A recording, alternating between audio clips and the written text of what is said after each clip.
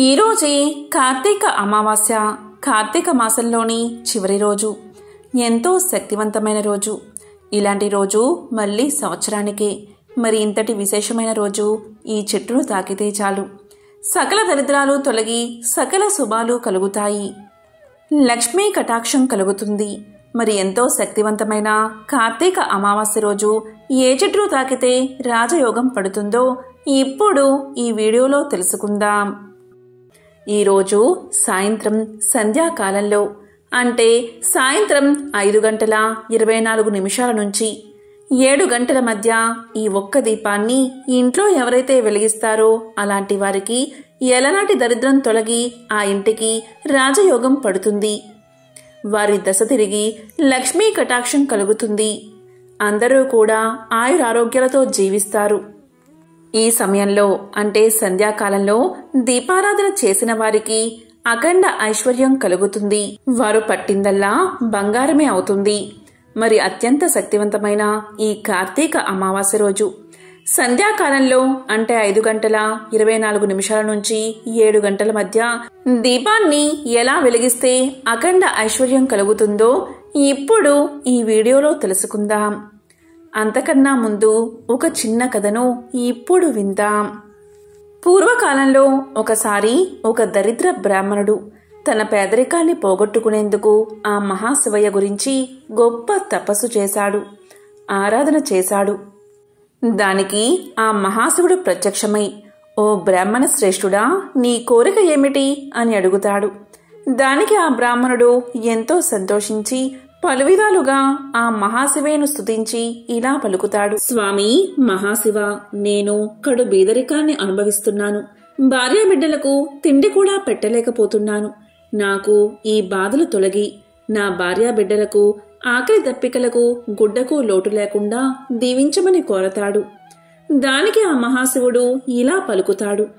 చూడు నాయనా, నీవు నీ రాజుతో చెప్పి కార్తీక అమావాస్య రానున్నది కదా, ఆ రోజు ఎవరూ నగరంలో దీపాలు వెలిగించరాదని, నీ దీపాలు మాత్రమే వెలిగించే విధంగా అనుమతి పొందు.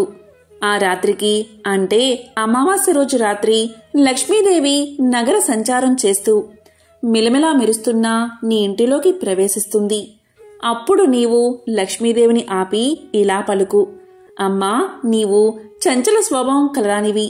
నీవు అచంచలంగా నా ఇంట్లో 3 తరాల పాటు నివసించాలి అనుకుంటేనే నా ఇంట్లోకి రా అని పలుకు. అప్పుడు బయట చీకటిని భరించలేక కార్తీక అమావాస్య అంధకారంలో కూడా ఇటువంటి ప్రకాశాన్ని వెలిగించిన నీ పురుషార్థానికి లక్ష్మీమాత ప్రసన్నురాలై వెంటనే ఆ వరాన్ని ప్రసాదిస్తుంది అని ఆ మహాశివుడు బ్రాహ్మణుడికి తెలియచేశాడు. దానికి ఆ బ్రాహ్మణుడు ఎంతో సంతోషించాడు. ఇక బ్రాహ్మణుడు రాజుగారిని దర్శించి తన పాండిత్యంతో రాజును ఎంతో సంతోషపెడతాడు. అప్పుడు రాజు ఇలా పలుకుతాడు. ఓ పండితుడా, నీ ప్రజ్ఞా పాఠవాలకు నేను ఎంతగానో సంతోషించాను. నీకు ఏం కావాలి, ఎంత ధనం కావాలి అని అడుగుతాడు. దానికి బ్రాహ్మణుడు ఇలా చెప్తాడు. మహారాజా, రేపు కార్తీక అమావాస్య. రేపు నగరంలో ఎవరూ దీపాలు వెలిగించకూడదు అని ఆజ్ఞ ఇవ్వండి చాలు అంటాడు. దానికి రాజు, ఓ బ్రాహ్మణుడా, ఇంత సంతోషపెట్టి కేవలం ఈ చిన్న కోరిక అడుగుతున్నావా? సరే, అమావాస్య రోజు రాత్రి నగరంలో ఎవరూ కూడా దీపాలను వెలిగించకుండా నేను దండోరా వేయిస్తాను అని చెప్తాడు. రాజు ఆ ప్రకారంగా ఆజ్ఞ జారీ చేస్తాడు. ఆ రాత్రి బ్రాహ్మణుడు చక్కగా దీపాలు వెలిగించాడు. అప్పుడే నగరంలోకి లక్ష్మీమాత అడుగు పెట్టింది. ఆ నగరంలో ఏ ఇంట్లో కూడా ఒక్క దీపం కూడా వెలిగించలేదు. కాని ఆ పేద బ్రాహ్మణుడి ఇంట్లో వైకుంఠానికి వెలుగులు విరజిమ్ముతున్నట్లు దీపపు కాంతులు కనిపించాయి. ఇక వెంటనే లక్ష్మీదేవి ఆ ఇంట్లోకి ప్రవేశించాలని ద్వారం దగ్గరకు చేరుకుంది. అప్పుడు బ్రాహ్మణుడు అడ్డువచ్చి ఇలా పలుకుతాడు. అమ్మా జగజ్జనని, లోకరక్షకి, లక్ష్మీమాత, ధనాది దేవత, నీవు నన్ను అనుగ్రహించి నన్ను కృతార్థుణ్ణి చెయ్యి. అమ్మా, నీవు చంచలమైన స్వభావం కలదానివి. నీవు నా ఇంట్లోకి వస్తే 3 తరాల పాటు ఉండాలి, లేదా రాకు అని పలుకుతాడు. ఇక లక్ష్మీదేవి అమ్మవారు ఆ దీపపు కాంతులకు ఎంతగానో సంతోషించి, సరే నీవు చెప్పినట్లే 3 తరాల పాటు నీ ఇంట్లో నివాసముంటానని పలికి ఇంట్లోకి ప్రవేశిస్తుంది. అలా లక్ష్మీమాత ఆ బ్రాహ్మణుణ్ణి ధనవంతుణ్ణి చేస్తుంది. కాబట్టి కార్తీక అమావాస్య రోజు వెలిగించే దీపాలకు అంతటి ప్రాముఖ్యత ఉంది. ఈ రోజు సాయంత్రం సూర్యుడు అస్తమించే సమయంలో, అంటే 5:24 నుంచి 7 గంటల మధ్య మీ ఇంట్లో ఇలా దీపాన్ని వెలిగిస్తే చాలు, ఆ మహాశివయ్య అలాగే లక్ష్మీ కటాక్షం మీకు కలుగుతుంది. అష్ట ఐశ్వర్యాలు, భోగ భాగ్యాలు కలుగుతాయి. ఈరోజు సాయంత్రం ఇంట్లో పూజా మందిరంలో అష్టదళ పద్మం ముగ్గు వేసి దానిపై పసుపు కుంకుమతో అలంకరణ చేయండి. దానిమీద ఒక తమలపాకు ఉంచండి. దానిపై ఒక మారేడు దళాన్ని ఉంచండి. మారేడు దళం లేకపోతే రావి ఆకును ఉంచండి. లేదా తమలపాకు మీదే 2 మట్టి ప్రమిదలు ఒకదాని మీద ఒకటి పెట్టి, లేదా కుందులైనా పెట్టవచ్చు. ఆ మట్టి ప్రమిదలో 5 వత్తులు విడివిడిగా వేసి ఆవు నెయ్యి లేదా నువ్వుల్లోని పోసి దీపాన్ని వెలిగించండి. దీపాన్ని ఏకహారతితో కాని అగరవత్తులతో కాని వెలిగించండి. ఈ విధంగా 2 దీపాలు వెలిగించాలి. ఇలా ఈ సమయంలో ఎవరైతే వెలిగిస్తారో ఆ ఇంట్లోకి లక్ష్మీదేవి అడుగుపెట్టి అష్ట ఐశ్వర్యాలు కురిపిస్తుంది. వారింట్లో ఉన్న దరిద్రం మొత్తం తొలగిపోతుంది. ఇంట్లో వారు అష్ట ఐశ్వర్యాలు, భోగ భాగ్యాలతో జీవిస్తారు. కార్తీక మాసంలో అమావాస్యకు ఉన్న ప్రత్యేకత ఏంటి అంటే, కార్తీక మాసంలో వచ్చే అమావాస్య రోజు ఎవరైతే తెల్లవారుజామునే నదికి వెళ్లి నదిలో స్నానం చేస్తారో అలాంటి వారికి కార్తీక మాసం నెలంతా నదీ స్నానం చేసిన ఫలితం కలుగుతుంది అని స్కాంద పురాణంలో చెప్పబడి ఉంది. కాబట్టి ఈ కార్తీక మాసంలో నదికి వెళ్లి నదీ స్నానం చేయలేని వారు ఈ ఒక్క కార్తీక అమావాస్య రోజు నదికి వెళ్లి నదిలో స్నానం చేయండి. ఇలా చేస్తే కార్తీక మాసం 30 రోజులు నదీ స్నాన ఫలితం మీకు కలుగుతుంది.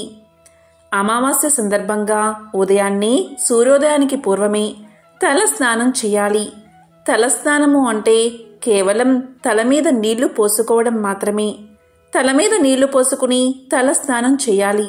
కాబట్టి ఈరోజు ఉదయం స్నానం చేసే సమయంలో చిటికెడు కల్లుప్పు వేసుకుని మొదట చెంబుడు నీళ్లు తీసుకుని గంగాదేవిని 3 సార్లు స్మరించుకుని, అంటే గంగా గంగా గంగా అని 3 సార్లు స్మరించి ఆ నీటిని తలపై పోసుకోవాలి.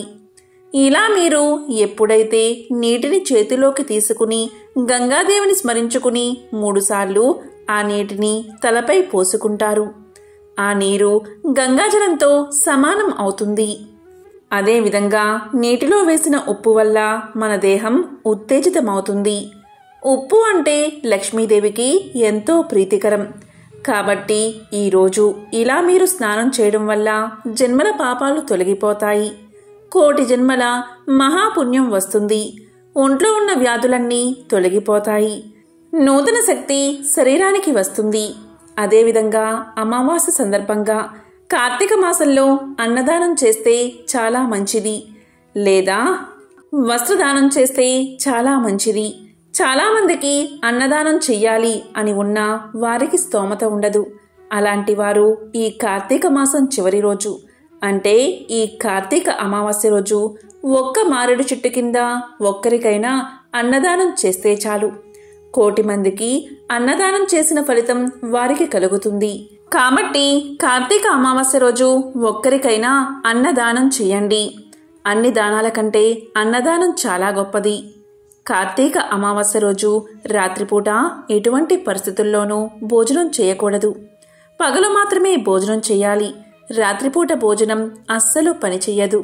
అమావాస్య సందర్భంగా దానాలు చేస్తే చాలా మంచిది. అమావాస్య రోజు పాలు ఎవరికైనా దానంగా ఇస్తే భయంకరమైన పితృదోషాలు తొలగిపోతాయి. అలాగే కార్తీక అమావాస్య రోజు రావి చెట్టు కింద ఆవ నూనెతో దీపం పెడితే చాలు, పితృదోషాలు తొలగిపోతాయి. అలాగే ఐశ్వర్య ప్రాప్తి కోసం కార్తీక అమావాస్య రోజు నవధాన్యాల పరిహారాన్ని పాటించాలి. అది ఎలా పాటించాలి అంటే, లక్ష్మీదేవిని కార్తీక అమావాస్య సందర్భంగా పూజించాలి. అమ్మవారికి తామర ఒత్తులతో దీపాన్ని పెట్టి అమ్మవారికి నవధాన్యాలు నైవేద్యంగా సమర్పించాలి. నీటిలో నవధాన్యాలు వేసి ఆ నవధాన్యాలు లక్ష్మీదేవికి నైవేద్యంగా సమర్పించాలి. ఆ తరువాత ఆ నవధాన్యాలను ఎక్కడైనా పరిశుభ్రమైన స్థలంలో చల్లి అవి మొలకలు వచ్చాక దానిని ఆవుకు తినిపించాలి. ఇలా చేస్తే అటువంటి వారికి జీవితంలో ధనానికి లోటు ఉండదు, లక్ష్మీ అనుగ్రహం కలుగుతుంది. కార్తీక అమావాస్య మంగళవారం కలిసి వచ్చిన ఈ రోజు ఏ చెట్టును తాకాలి అంటే అదే వేప చెట్టు. వేప చెట్టు సాక్షాత్తు మహాలక్ష్మి స్వరూపం. భారతదేశంలో పూజలు అందుకుంటున్న అత్యుత్తమమైన చెట్టు వేప చెట్టు. దీనిని భారతీయులు గుర్తించి దాన్ని పవిత్ర వృక్షంగా పూజించడం మొదలుపెట్టారు. ఎవరైతే ఉదయం లేవగానే వేప చెట్టును చూస్తారో వారికి శుభం కలుగుతుంది. వేప చెట్టు ఎంతో పవిత్రమైనది. వైద్యంలో దీని పాత్ర గురించి చరకుడు అర్థశాస్త్రంలో వివరించాడు. ఆయుర్వేదంలో కూడా చరక సంహిత, సుశ్రుత సంహిత వంటి గ్రంథాలలో వేప చెట్టు గురించి అనేక రుజువులు ఉన్నాయి. వేప చెట్టుకు ఇటువంటి విశేష గుణాలు రావడానికి అమృతం ఆ చెట్టుపై పడినట్లు పురాణ వివరణ ఉంది. గరుత్మంతుడు తన తల్లి దాస విముక్తి కొరకు అమృతాన్ని తీసుకువెళ్తుండగా కొన్ని చుక్కలు చింది భూలోకంలోని వేప చెట్టు మీద పడగా అది శక్తివంతమైన మానవులకు మేలు చేసే వృక్షంగా మారిందని పురాణ కథ కూడా ఉంది. అదేవిధంగా దేవతల వైద్యుడైన ధన్వంతరి ప్రతిరూపమే వేప చెట్టు అంటారు. భూలోకంలో వేప చెట్టు నాటి పోషించిన వారికి స్వర్గలోకం ప్రాప్తిస్తుంది. అంతేకాదు వరుసగా 3 వేప చెట్లు పెంచి పోషిస్తే సూర్యలోకం ప్రాప్తిస్తుంది అనే నమ్మకం కూడా ఉంది. రాక్షసులు సూర్యుణ్ణి వేటాడుతున్నప్పుడు సూర్యదేవుడికి ఆశయాన్ని ఈ చెట్టే ఇచ్చింది కాబట్టి ఈ చెట్టును నాటితే సూర్యలోకానికి చేరుకుంటారు అనే నమ్మకం. ఒకసారి శివపార్వతులు ఏకాంతంగా ఉన్న సమయంలో అగ్నిదేవుడు అక్కడకు వచ్చాడట. దీంతో కోపగించిన పార్వతీదేవి మా ఏకాంతానికి భంగం కలిగించింది దేవతలే, కాబట్టి దేవతలంతా వృక్షాలుగా మారిపోండి అని శపించిందట. దీనితో దేవతలంతా వివిధ వృక్షాలుగా అవతరించారు. వారిలో శ్రీ మహావిష్ణువు రావి చెట్టుగా, ఆయన భార్య అయిన లక్ష్మీదేవి వేప చెట్టుగా మారారు. ఇది పురాణ కథ. అందుకే వేప చెట్టును లక్ష్మీదేవి స్వరూపమని భావిస్తారు. అందువల్లే లక్ష్మీ స్వరూపమైన వేప చెట్టును నాటి దానికి రావి చెట్టుకి వివాహం కూడా చేస్తారు. ఉత్తర భారతదేశంలో వేప చెట్టును నీమాలీదేవి అని పిలుస్తారు. అందుకే రావి చెట్టును పురుషుడిగా, వేప చెట్టును స్త్రీగా భావించి హిందువులు ఎక్కువగా పూజలు చేస్తారు, వివాహాలు చేస్తారు. ఇలా జంట వృక్షాలను పూజిస్తే దాంపత్య దోషాలు తొలగిపోతాయని, దాంపత్యం అన్యోన్యంగా ఉంటుందని శాస్త్రాలు కూడా చెప్తున్నాయి. ఎవరైతే వేప చెట్టును ముట్టుకుని నమస్కారం చేస్తారో అలాంటి వారికి లక్ష్మీదేవి అనుగ్రహం తప్పకుండా కలుగుతుంది. హిందూ సనాతన ధర్మంలో వేప వృక్షానికి ఉన్న ప్రాధాన్యత అత్యంత విశేషమైనది. ఎవరైతే పగటిపూట వేప చెట్టు నీడలో విశ్రమిస్తారో అలాంటి వారు ఆరోగ్యవంతులుగా ఎక్కువ కాలం జీవిస్తారని ప్రాచీన ఆయుర్వేద గ్రంథంలో చరకుడు తెలియచేశాడు.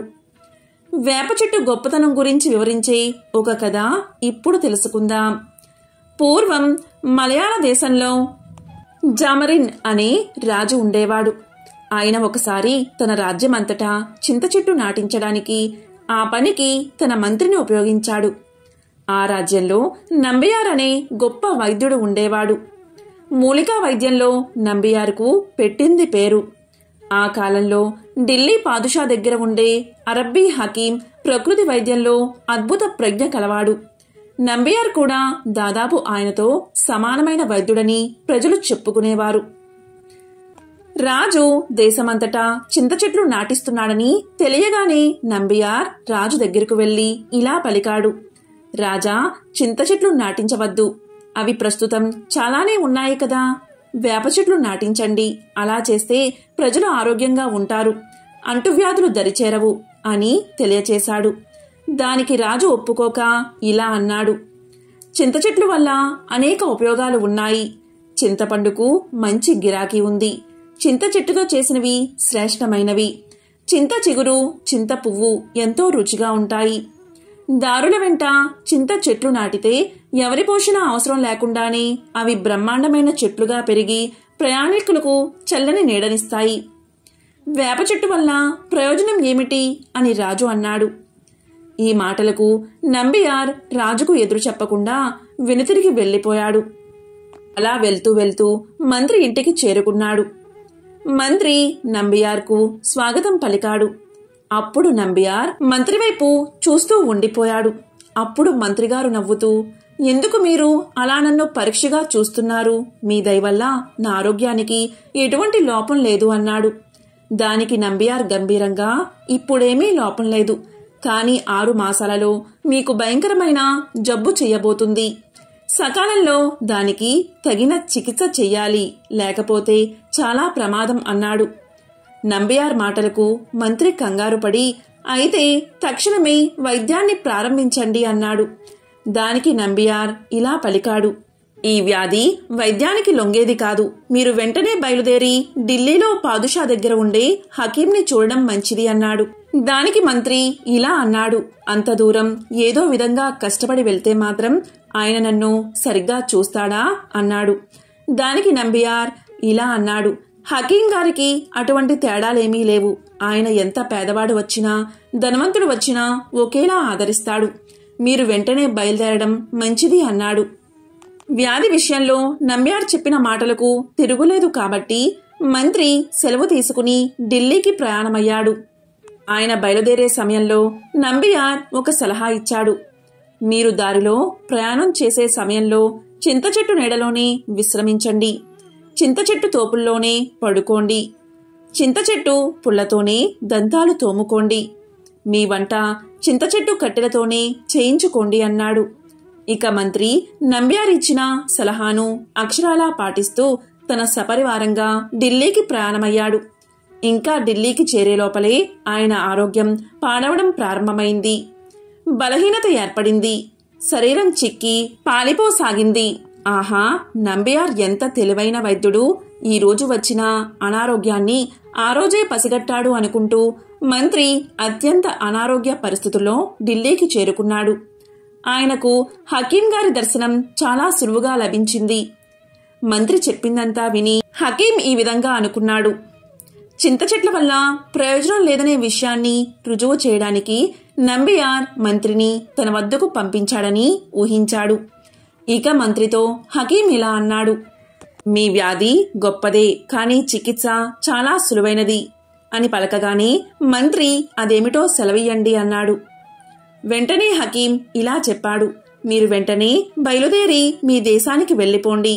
వెళ్లేటప్పుడు వేప చెట్ల నీడలోనే విశ్రమించండి. వేప చెట్ల మండలంతో ఇసురుకోండి. వేప చెట్ల పుల్లతోనే దంతాలు తోముకోండి.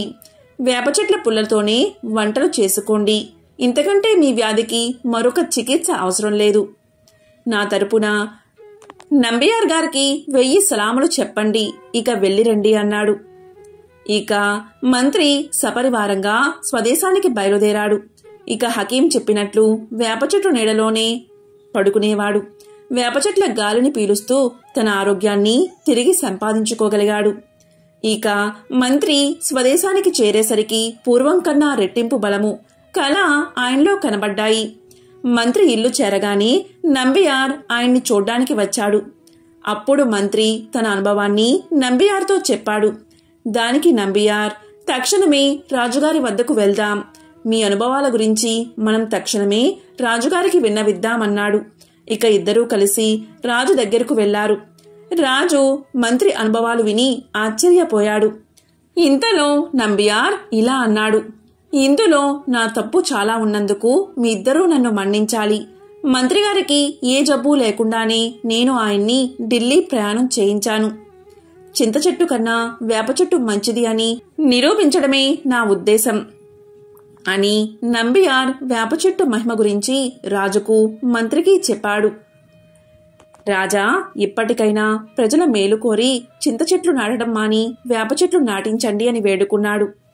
అందుకు రాజు చింత చెట్ల కన్నా వేప చెట్ల మహిమ తెలుసుకుని దేశమంతటా వేప చెట్లు నాటించాడు.